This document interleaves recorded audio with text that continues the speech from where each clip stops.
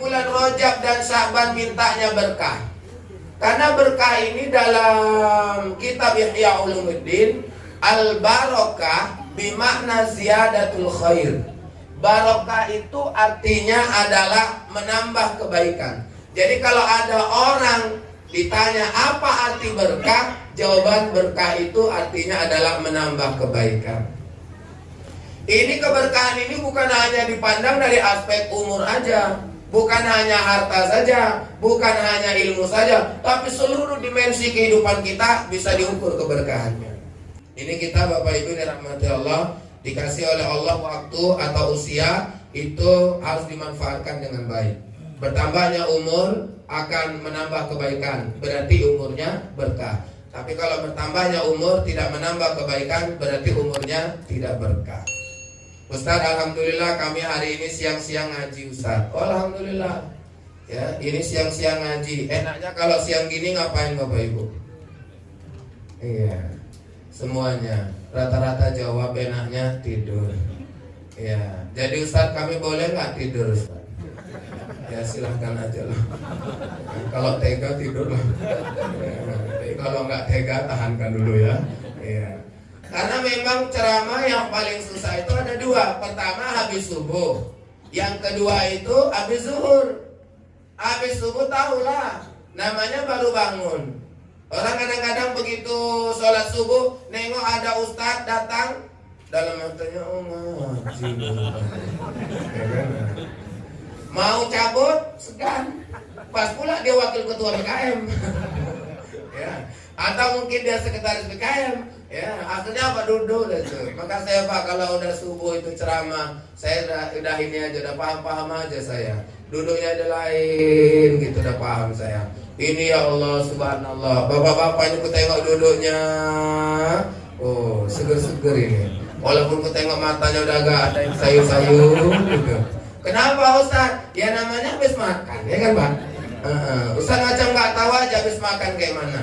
Ya, yang paling nggak bisa tidur itu yang di depan. Ya, Pak Wiji nggak bisa tidur, Bapak nggak bisa tidur. Kenapa? Kalau tidur memang udah parah kali lah. Udah di depan tidur pula. Ya. Nanti Mas Agung, ya nanti kalau seandainya yang di depan tidur, tolong belokkan kamera. Tapi Bapak Ibu ini dirahmati Allah nih lah. Umur yang barokah ini dimanfaatkan untuk kebaikan. Jangan biarkan waktu bergeser 1 detik, 1 menit, 1 jam sia-sia. Jangan biarkan. Kalau bisa waktu yang bergeser ini semuanya bermanfaat. Ya. Karena ini masalah umur, ini masalah waktu. Jadi kualitas umur itu penting daripada kuantitas. Kalau misalnya Bapak Ibu bangga dengan umur yang panjang, oh jangan dibanggakan. Belum tentu yang umurnya panjang lebih bagus dari yang umurnya pendek. Jadi ada orang bilang Ustaz, itu kok Ustaz kok umurnya pendek-pendek. Ya waktu bilang gitu nanyanya jangan sama aku lah. Nah, aku Ustaz. Oh jadi gitu-gitu juga ya. Jadi Ustaz kok banyak yang umurnya pendek. Memang iya juga. Ustaz Jefri Al-Bukhari 40 tahun. Ustaz Arifin Ilham 49 tahun. Ya di Medan ini Suryanda Lubis 43. Dr. Sofyan Saha 46. Ya, kemudian Pandit Ilham 43. Mudah-mudah. Rata-rata penyakit Ustaz itu meninggalnya gara-gara apa? Gara-gara sakit gula. Kemudian yang kedua kolesterol darah tinggi. Nah, kalau itu Pak, sebabnya siapa? Jamaah. Nah, itulah jamaah. Kenapa? Karena asalkan pengajian, minumnya paling 2. Teh manis sama air putih. Kalau ini jadwal ceramah yang ketiga, nanti nyambung yang keempat, malam yang kelima, apa nggak 5 gelas kan? Tiap hari 5 gelas kena gula. Makanya maunya jamaah ini kreatif sikit. Tak jus gitu.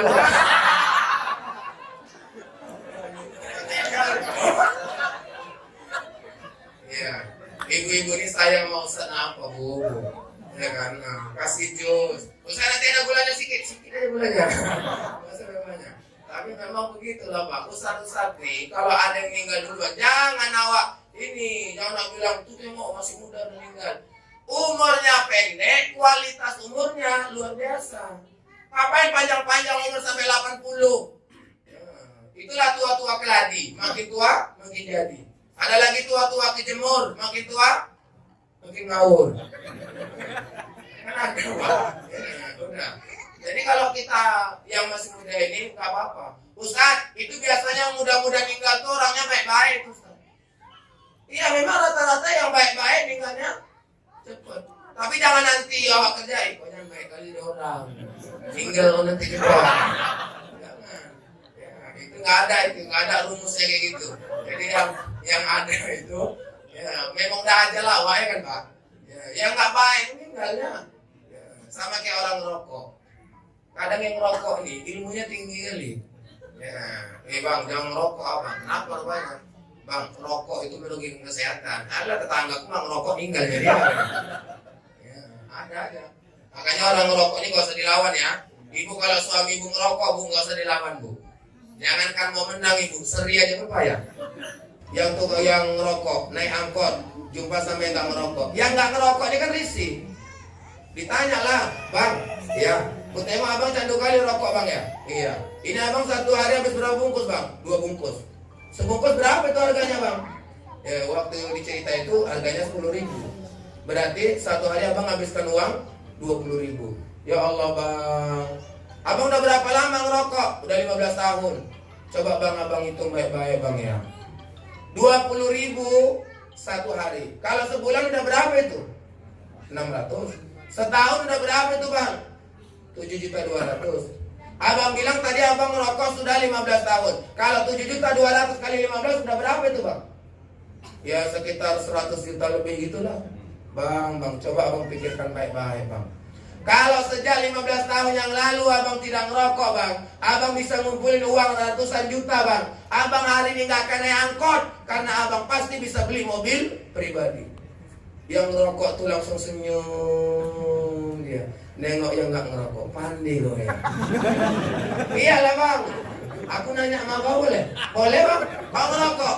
Enggak bang, sejak kapan kau gak ngerokok? Sejak lahir aku gak ngerokok bang. Kau naik angkot juga kau.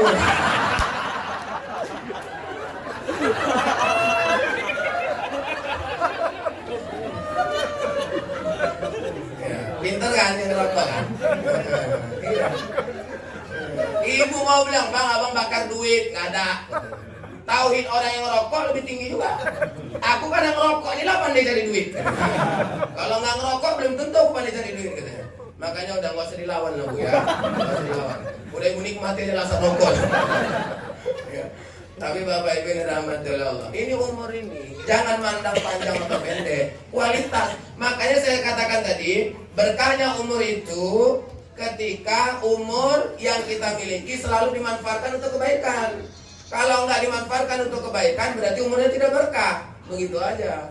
Jadi jangan awas sosok mentang-mentang tua. Ada lagi yang ngomong, kau tuh masih muda, aku lebih banyak makan asam garam. Apa hubungannya asam garam? Ya, nggak ada hubungannya. Asam garam itu simbol dari pengalaman, mungkin ya. Nah, tapi tidak selamanya orang yang punya pengalaman tinggi lebih baik dari yang punya pengalaman rendah. Tidak selamanya. Makanya Bapak Ibu dirahmati Allah, ini berkah. Berkahnya umur, ketika semakin bertambah umur, semakin menambah kebaikan. Yang kedua, berkah apa Ustaz? Berkah rezeki. Bapak Ibu nengok ada orang makin kaya, jangan langsung dibilang, wah berkah kali rezeki dia itu ya, tiap tahun makin kaya aja dia. Belum tentu. Kalau makin kaya makin pelit, kalau makin kaya makin sombong, kalau makin kaya makin bakhil, makin kaya makin payah sedekah, itu ciri-ciri rezekinya tidak berkah. Makanya awak kalau udah punya harta banyak, Pak, tengok-tengok. Punya rumah, kayak mana rumah awak? Dimasukin orang nggak? Ya. Kalau nggak pernah dimasukin orang, Pak, jangan bangga kali rumah awak besar. Ini rumah awak besar, toh ini pagarnya tinggi. Begitu kita lihat di dalam pagar itu ada anjing. Orang asalkan masuk, assalamualaikum, yang jawab anjing. Habis itu cabut loh, salah rumah gini. Ya, kenapa? Anjing yang jawab. Ya, orang nggak mau masuk, akhirnya apa? Rumah ini hanya kita nikmati sendiri. Makanya yang dilakukan oleh ahli bait ini, alhamdulillah, ini kan memasukkan orang ke rumah. Ini bayangkan berkahnya rumah ini, Pak. Kalau bapak punya rumah besar, ibu punya rumah besar, tapi nggak pernah masuk orang, jangan bilang rumahnya berkah. Itu loh aku bilang. Makanya masukkan aja orang ke rumah. Ya, entah cewek, entah ibu, ya kan, cewek itu masuk kan ada ininya Pak, tujuannya ya kan, ya entah apa gitu. Ya, tapi intinya Pak masuk. Orang di kampung lihat rumahnya jarang berkunci pintu kan, di kampung, karena orang di kampung tuh mengamalkan hadis Nabi, kata Nabi wal yasaka baituka, maka lapangkanlah rumahmu. Lapangkan rumah itu bukan berarti besarkan rumah. Lapangkan rumah itu artinya orang kalau mau silaturahmi dibuka pintu. Jangan kesannya awak di masyarakat rumah awak tuh macam nggak bisa dimasukin orang. Jangan. Kalau memang orang segan masuk ke rumah awak, misal masuk ke rumah Pak Puspo ini segan, maka Pak Puspo punya ide untuk mengundang orang masuk ke rumah. Itu pas. Saya di rumah, ini anak-anak remaja masjid, kemudian ada orang-orang mau ngaji, kemudian ada lagi anak yatim, masuk aja ke rumah. Kadang saya ngundang, kadang orang itu datang sendiri. Kalau kita tanamkan keberkahan rezeki seperti itu, insya Allah. Ini awak punya mobil mahal-mahal, tapi nggak ada yang bisa masuk mobil awak. Cuma lah Pak, Bapak beli mobil Pak, expander misalnya, ya Bapak beli deh tuh. Ya, udah tiba-tiba mau ngaji, ditelepon kawan, Kang ngaji kan? Ngaji. Iko karo sapa? Dewi anu kok apa? Expander lah. Kang hampir aku ya Kang. Amin ya aku nggak lewat rono.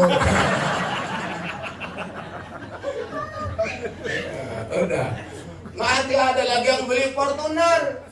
Karena dia ngerasa mobilnya tuh mobil mahal. Wong desa nggak bisa numparin lagi. Ya, akhirnya asalkan mau numpang ya Allah. Maaf ya Bapak Ibu dan rahmati Allah. Itu namanya rezekinya tidak berkah. Orang kaya makin payah dipinjami. Iya kan Pak? Dulu waktu masih kismin, enak kali pinjam-pinjaman sama dia. Udah giliran jadi orang kaya, susah. Saya mau tanya jujur jawabannya ya. Mana lebih enak minjam duit sama orang kaya atau orang yang sederhana? Oh tergantung. Ya, tapi tergantung orangnya itu cuma 10%. Yang 90% mengatakan apa? Yang baik untuk meminjam itu yang sederhana. Karena apa? Secara psikologi yang sederhana itu tahu. Oh iya ya dia susah. Senasib sama aku. Nanti kalau aku nggak ada gantian aku minjam sama dia. Gitu Pak. Tapi ada juga orang kaya yang baik, minjam nggak dikasih. Kok baik Ustaz bilang? Karena nggak dikasih minjem, tapi hanya dikasih duit aja. Bapak orang kaya, kok ya orang apa teko? Aku wak jelang duit lah wak, bilang kopek wak, wes nggak usah jelang. Nah, kopek. Kalau ada orang kayak gini Pak, tolong tandain nomor rumahnya Pak. Nanti suatu saat aku mampir lah. Ada yang kayak gitu, ada kan? Daripada Ustaz pening aku mikirkan dia balikkan duit, lebih bagus kasih aja. Itu kalau gopek. Kalau 5 juta gopek juga kasih. Oh iya. Berarti Pak punya pengalaman gitu Pak ya. Iya. Udahlah gini aja lah. Daripada kau minjem 5 juta tak kasih aja lah kau gopek ya. Daripada nanti kita nggak enak. Kadang jujur Pak ya, utang ini gara-gara utang nggak enak Pak. Ya janjinya manis kali kan. Engkau lawak seluar lawak. Ya kajian tuh Wak, pokoknya langsung tak kayak karo awak lah, kena giliran gajian awak nengokin mukanya, jadi belo-belo.